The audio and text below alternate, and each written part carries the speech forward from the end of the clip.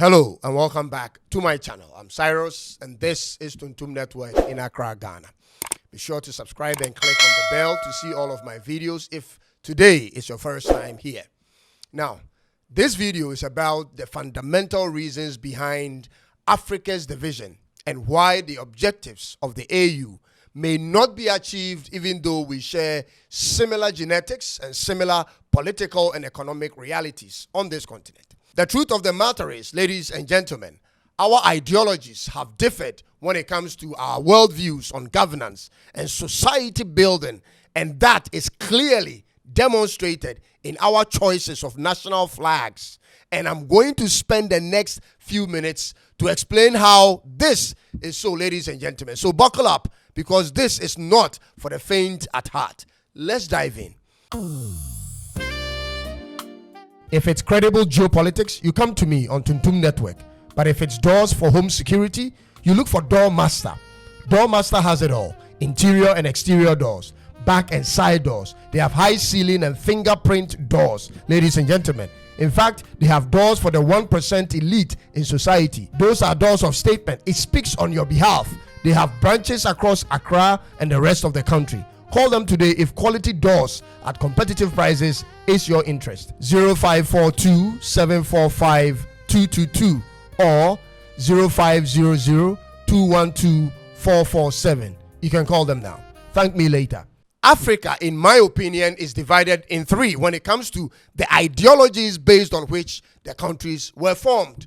We have the Pan-African Africa divide. We have the Pan-Arabism Africa divide, and the rest of the countries whose identities are caught in between the two. Ladies and gentlemen, so we have 21 African countries whose flags and commitment to the Pan-African movement was based on the role Emperor Haile Selassie, Marcus Garvey, Kwame Nkrumah, and Julius Nyerere played up until the times of independence. These countries were Ethiopia, Ghana, Senegal, Mali, Guinea, Cameroon, Togo, Benin, Burkina Faso, Republic of Congo, Sao Tome and Principe, Zimbabwe, Malawi, Eswatini, South Sudan, Kenya, Zambia, Guinea-Bissau, Central African Republic, and the Comoros.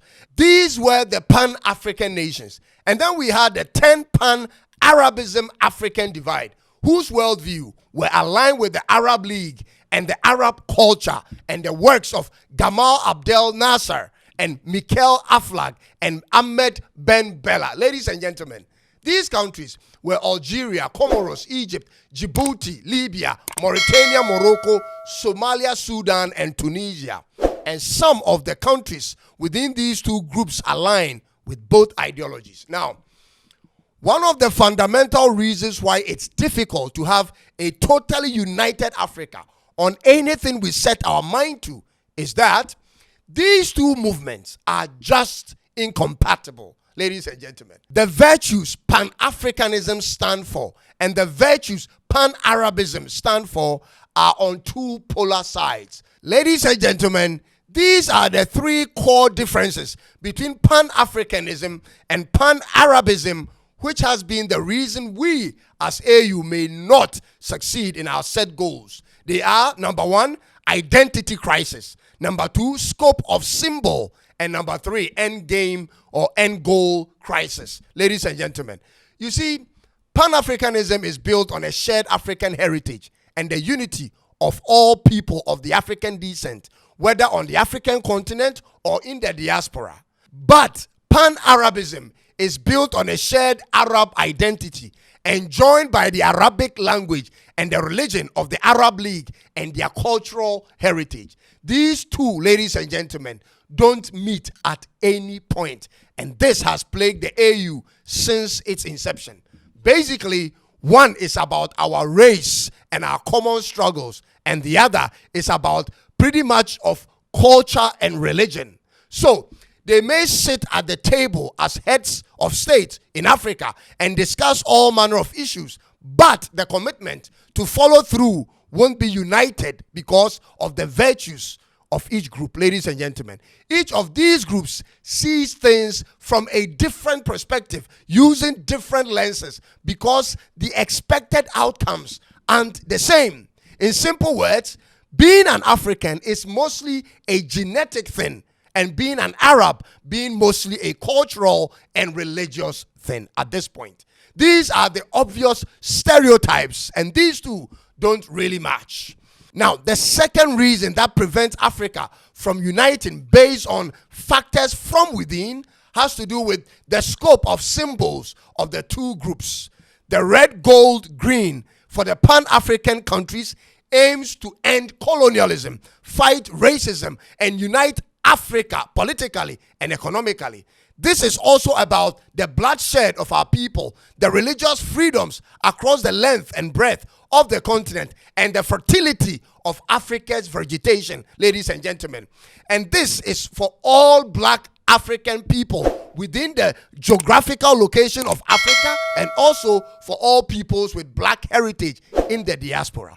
But the red, white, black, and green of Pan-Arabism group aims to make a sovereign country an Arab nation. First of all, make it an Arab nation. Then unite the Arab nations into a single or closely allied political bloc and resist foreign domination, ladies and gentlemen.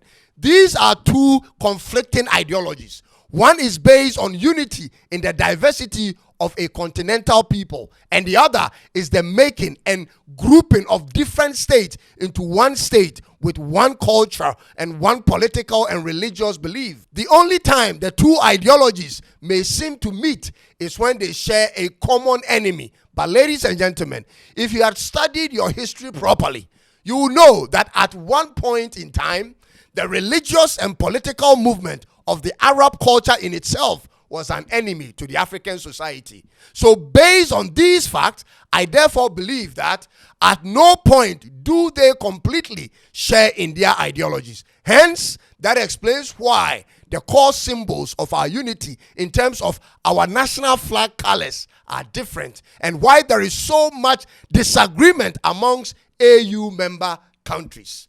The third and most important reason, ladies and gentlemen, behind why there is a huge roadblock to Africa's unity is about the end game of each group. Ladies and gentlemen, please pay attention to this.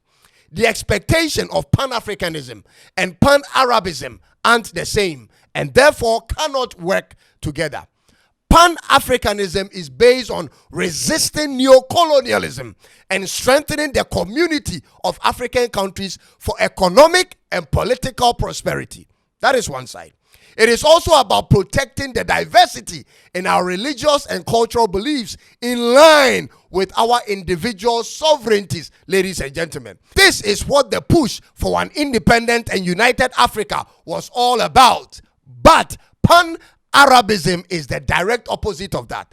It isn't based on encouraging diversity in religious and cultural beliefs, but rather an amalgamation of political, religious, and cultural beliefs. The end game of Pan-Africanism is to have an African Union that hopefully will have a constitution that bonds our economies, allows for freedom of movement with a single currency and with a common army, ladies and gentlemen. The end game of Pan-Arabism movement is to have an Arab League that is ultimately run on the constitution of Sharia law according to the Quran. This is the fundamental expectation of these two groups, in my opinion, and I stand corrected. Whatever you believe is true, ladies and gentlemen, you are free to defend it in the comment section and be civil whilst doing that. So in my opinion, ladies and gentlemen, one group wants a secular constitution that allows for the autonomy of individual African countries, cultures, and religious beliefs.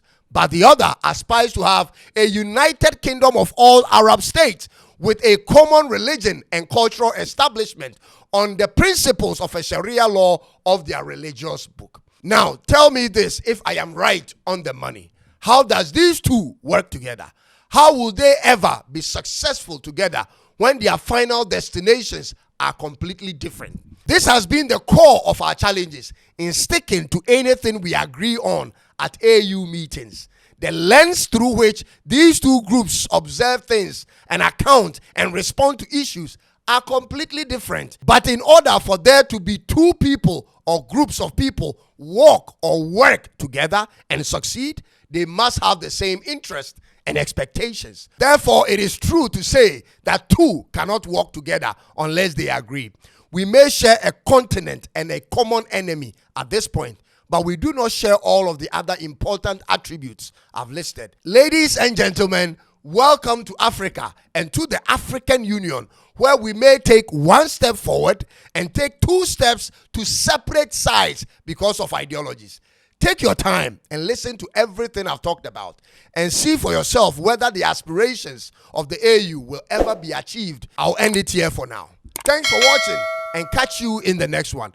Be sure to subscribe and click on the bell for more of my videos. God help us all. My name is Cyrus. This is Tuntum Network. We'll see you in the next one.